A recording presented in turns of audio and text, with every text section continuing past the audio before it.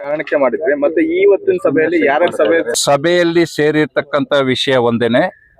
ಎಲ್ಲ ಬೆಲೆ ಏರಿಕೆ ಆಗಿರೋದರ ಕಾರಣ ಬಿಟ್ಟು ಆಯಿಲು, ಯಾಮರು, ಲೇಬರು ಎಲ್ಲ ಸೇರಿ ಬೆಲೆ ಏರಿಕೆ ಆಗಿರೋದರ ಕಾರಣ ಎಲ್ಲ ವಾಹನ ಮಾಲೀಕರು, ಬೋರ್ವೆಲ್, ಕೊಳವೆ ಬಾವಿ ಕೊರೆಯುವ ವಾಹನಗಳ ಮಾಲೀಕರು ಮತ್ತು ಏಜೆಂಟ್ರು ಎಲ್ಲ ಸೇರಿ ಬೆಲೆ ಏರಿಕೆ ಆಗಿರೋದರ ಕಾರಣ ಮುಷ್ಕರವನ್ನು ಕೈಗೊಂಡು ಗಾಡಿಗಳನ್ನ ನಿಲ್ಲಿಸಿ, ಈ ರೇಟ್ ಆದ್ರೇನೆ ಹೊಡಿಯಕ್ಕಾಗೋದು, ಕೊಳವೆ ಬಾವಿ ಮಾಡೋಕ್ಕಾಗೋದು ಅನ್ನೋ ಒಂದೇ ಒಂದು ಇದಕ್ಕೋಸ್ಕರ ಗಾಡಿಗಳು ನಿಲ್ಲಿಸಿದ್ದಾರೆ.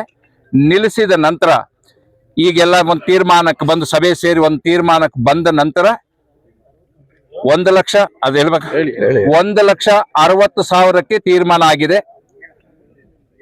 ಅಂದ್ರೆ ಒಂದು 0 to 1000 ಅಡಿ 1,60,000 ಆಗಿದೆ. ಈ ಹಿಂದಿನ ಬೆಲೆ ನೋಡಿದ್ರೆ 1,40,000ಕ್ಕೆ ಮಾಡ್ತಿದ್ರು. ಬೆಲೆ ಏರಿಕೆ ಆಗಿದ್ದ ಕಾರಣ 1,60,000ಕ್ಕೆ ತೀರ್ಮಾನ ಮಾಡಿ ಸಭೆಯಲ್ಲಿ ತೀರ್ಮಾನ ಆಗಿದೆ. ಕಾರಣ ಏನು ಅಂತಂದ್ರೆ ಬೆಲೆ ಏರಿಕೆ ಎಲ್ರಿಗೂ ಗೊತ್ತಿರ್ತಕ್ಕಂಥದ್ದೇ. ಇದೇನು ಹೊಸದಾಗಿ ಏನ್ ಮಾಡ್ಬೇಕಂತದ್ದೇನಿಲ್ಲ. ಬೆಲೆ ಏರಿಕೆ ಅಂದ್ರೆ ಲೇಬರ್ ಚಾರ್ಜು, ಆಯಿಲ್ ಚಾರ್ಜು, ಯಾಮರ್ ಚಾರ್ಜು ಬಿಟ್ಟು ಮೊದಲು 25,000ಕ್ಕೆ ಬರ್ತಿತ್ತು, ಈಗ 53,000 ಆಗಿದೆ ಇವತ್ತಿನ ಪ್ರೆಸೆಂಟ್.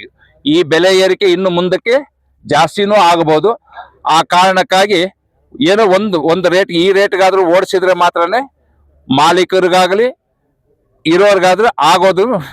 ಈ ರೇಟ್ ಹೊಡೆದ್ರೇನೆ ಏನೋ ಒಂದು 5,000 10,000 ಉಳಿತದ ಅಷ್ಟೇನೆ, ಏನೋ ಮಾಲೀಕರಿಗೂ ಕೂಡ ಅದೇನು ಜಾಸ್ತಿ ಏನು ಇಟ್ಟಿಲ್ಲ.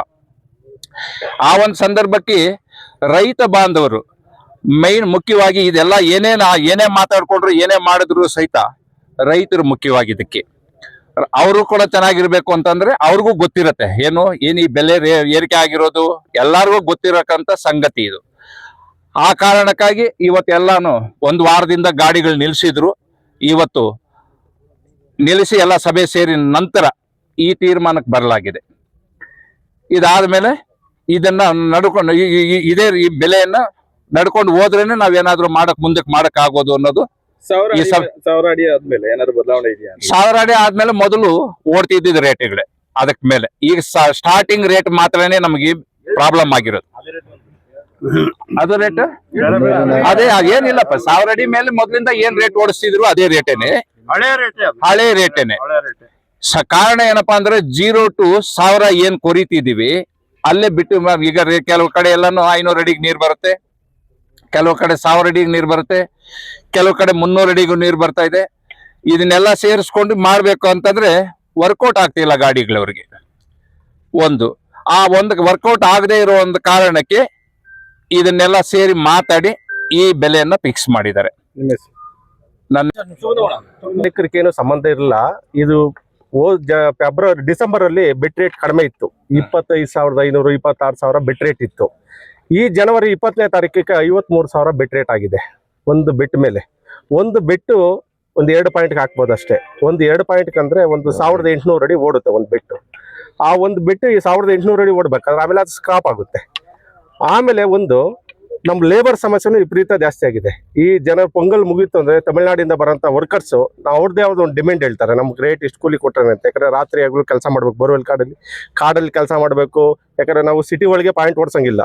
ನಾವು ಹಳ್ಳಿ ಕಡೆ ಹೋದ್ರೆ ರೈತರಿಗೂ ಕೂಡ ಬೋರ್ ಹಾಕ್ಬೇಕಾದ್ರೆ 24 hour ಕೆಲಸ ಮಾಡ್ಬೇಕಾಗ್ತದೆ.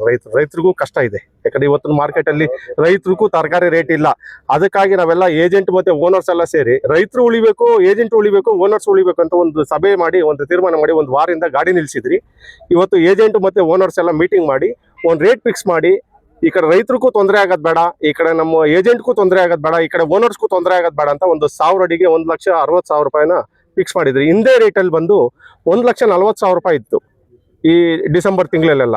ಇವಾಗ ಬಂದು 1,60,000 ರೂಪಾಯಿ 20,000 ರೂಪಾಯಿ ಬೆಲೆ ಹೆಚ್ಚಳ ಮಾಡ್ಕೊಂಡಿದ್ದೀವಿ ನಾವು ಏಜೆಂಟು ಮತ್ತೆ ಓನರ್ಸ್ ಎಲ್ಲ ಸೇರ್ಕೊಂಡು. ಚೆನ್ನಕೇಶ್ವರ್ ಬಿಟ್ಟು ನಾವು 25,500 53,000 ರೈಸ್ ಆಗಿದೆಯಲ್ವಾ. ಇದು ಬರೇ ಬೋರ್ವೆಲ್ ಫೀಲ್ಡ್ ಅಲ್ಲಿನೇ ಬೋರ್ವೆಲ್ ವೆಹಿಕಲ್ ಶುರು ಮಾಡಿದ್ರಿಂದ ಕಾಲದಲ್ಲಿ ಇದು ಬರೇ ಲಾಸ್ಟ್ ಡಿಸೆಂಬರ್ ಗಂಟೆ 25,500 ಮಾತ್ರನೇ ಇತ್ತು.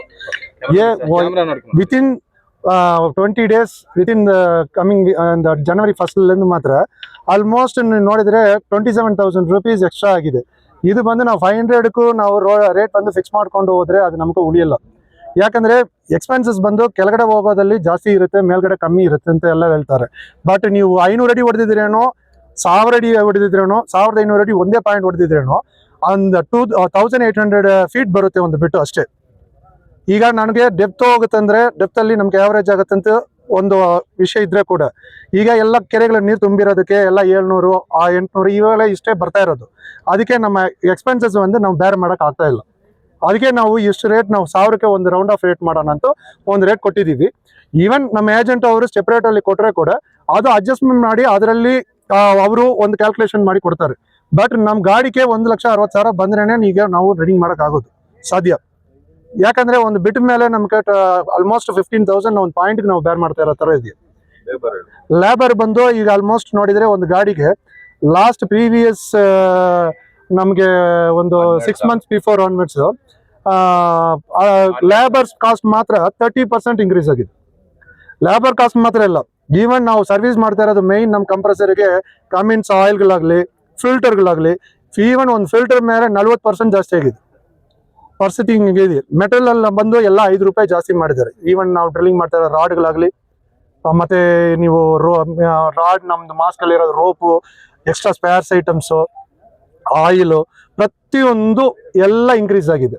ಯಾಕೆ ಸರ್ ಏಕಾಏಕಿ ಬೆಲೆ ಎಲ್ಲ ಸರ್ ಇದು ರೀಸನ್ ಬಂದು ಸರ್ ಆಕ್ಚುಲಿ ಕಾರ್ಬೈಡ್ ಬಂದು ಇಂಪಾರ್ಟೆಂಟ್ ಫಾರ್ ಮ್ಯಾನುಫ್ಯಾಕ್ಚರಿಂಗ್ ಬಿಟ್. ಅದು ಕಾರ್ಬೈಡ್ ಸಪ್ಲೈ ಕೊಡ್ತಾ ಇರೋದು ಮೇಜರ್ ಸಪ್ಲೈಯರ್ ಬಂದು ಚೈನಾ ಅವರು. ಈಗ ಚೈನಾದಿಂದ ಸಪ್ಲೈ ಬರೋದು ಡಿಮ್ಯಾಂಡ್ ಆಗಿದೆ. ನನಗೆ ಬಂದಿರೋದ ಮಾಹಿತಿ ಪ್ರಕಾರ ಏನ್ ಹೇಳ್ತಾರಂದ್ರೆ, EV ಬ್ಯಾಟ್ರೀಸ್ಗಳು ರೆಡಿ ಮಾಡ್ತಾ ಇದಾರಲ್ಲ 15 years 20 years ಲಾಂಗ್ ರನ್ ಬ್ಯಾಟ್ರಿಗಳು, ಅದಕ್ಕೂ ಈ ಕಾರ್ಬೈಡ್ ಯೂಸ್ ಆಗುತ್ತಂತೆ. ಅದಕ್ಕೆ ಅವರು ಚೈನಾ ಅವರು ಇದು ಬಂದು ಸ್ವಲ್ಪ ಅವರು ಕಂಟ್ರೋಲ್ ತಗೊಂಡವ್ರಂತೆ. ಅದಕ್ಕೆ ಇಲ್ಲಿ ಬರೋ ಸಪ್ಲೈ ಕಾರ್ಬೈಡ್ಗಳು ಎಲ್ಲಾமே ಪೂರ್ತಿ ಡಿಮ್ಯಾಂಡ್ ಆಗಿದೆ. ಮ್ಯಾಕ್ಸಿಮಮ್ ನಮ್ಗೆ ಬಿಟ್ ಸಪ್ಲೈ ಕೊಡ್ತಾ ಇರೋದು ನಮ್ಮ ಬೆಂಗಳೂರು ಪೀನಿಯಲ್ಲಿಂದ, ಉಳಿದಿರೋದು ಹೈದರಾಬಾದ್ಲಿಂದ ಜಾಸ್ತಿ ಬರ್ತಾ ಇರೋದು. ಇದರಲ್ಲಿ ಮೇಜರ್ ಕಂಪನೀಸ್ ಅಂತ ತಗೊಂಡ್ರೆ ಮೇಜರ್ ಲೀಡಿಂಗ್ ಪ್ಲೇಯರ್ಸ್ ಅಂದ್ರೆ DRD, ಹೈಟೆಕ್, ಕಿಂಗ್ಸ್, ಇವರೇ ನಾವು ಈ ಹೈ ಸ್ಪೀಡ್ ಇವರೇ ನಾವು ಜಾಸ್ತಿ ಯೂಸ್ ಮಾಡ್ತಾ ಇರೋದು. ಇವರುಗಳು ಮ್ಯಾಕ್ಸಿಮಮ್ ಬಂದು ಅವರು ಕೇಳಿದ್ರೆ ಏನ್ ಹೇಳ್ತಾ ಇದಾರೆ, ಡೈಲಿ ಗೋಲ್ಡ್ ತರ ರೇಟ್ ಬಂದು ವೇರಿ ಹಾಕೊಂಡೇ ಹೋಗ್ತಾ ಇದೀವಿ ಅಂತ ಹೇಳ್ತಾ ಇದಾರೆ. ಇದು ನಾವು ಇದು ಒಂದು ಮ್ಯಾನೇಜ್ ಮಾಡಕ್ ಆಗ್ತಾ ಇದಲ್ಲ ಕಂಟ್ರೋಲ್ ಅಲ್ಲಿ. ಇದು ನಾವು ಎಷ್ಟೋ ಮ್ಯಾನೇಜ್ ಮಾಡಿ ನಾವು ಒಂದು 20 ದಿನ ಬಂದು ಒಂದು ಗಾಡಿ ಬಂದು ಒಂದು 10 ದಿನ ರನ್ ಮಾಡಿ ನೋಡಿದೀವಿ. ಕೈಯಲ್ಲಿ ದುಡ್ಡು ಹೋಗ್ತಾ ಇದ್ದೀವಿ, ನಾವು ಏನು ಮ್ಯಾನೇಜ್ ಮಾಡಕ್ ಆಗ್ತಾ ಇಲ್ಲ. ಆ ಪರಿಸ್ಥಿತಿಯಲ್ಲೇ ಗಾಡಿ ಎಲ್ಲ ಒಟ್ಟಿಗೆ ನಿಲ್ಲಿಸ್ಬಿಟ್ಟು ನಾವು ಏಜೆಂಟ್ ಕಮ್ ವಿತ್ ಓನರ್ಸ್ ಎಲ್ಲ ಸೇರ್ಕೊಂಡು ಒಂದು ಮೀಟಿಂಗ್ ಮಾಡಿಸಿ ಒಂದು ನಮ್ಮ ಲೈಫ್ ಉಳಿಸ್ಕೊಳ್ಳೋದಕ್ಕೆ ಒಂದು ಸೊಲ್ಯೂಷನ್, ಬದುಕೋದಕ್ಕೆ ಒಂದು ಸೊಲ್ಯೂಷನ್ ತಗೊಳ್ಳೋಣ ಅಂತಕ್ಕೋಸ್ಕರನೇ ಈ ಕಾರ್ಯಕ್ರಮ ಮಾಡಿರೋದು. ಈ ಕಾರ್ಯಕ್ರಮ ಚೆನ್ನಾಗಿ ಮುಗೀತು. ಇದರಲ್ಲಿ ನಮ್ದು ರೇಟ್ ಬಂದು ಒಂದು ಸ್ಟ್ಯಾಂಡರ್ಡ್ ಆಗುತ್ತಂತ ನಾವು ಒಂದು ಗಾಡಿಯವರು ಉಳಿಸ್ಕೊಳ್ಳೋದಕ್ಕೆ ಉದ್ದೇಶ ಆಗುತ್ತಂತ ನಾವು ಆಸೆ ಪಡ್ತಾ ಇದ್ದೀವಿ. ನನ್ನ ಹೆಸರು ಚಾರ್ಲಾದನಂತ, ಚಾರ್ ಅಂಡ್ ಟ್ಯೂಬಲ್ಸ್ ಹೊಸಕೋಟೆ ಗಾಡಿಯವರು.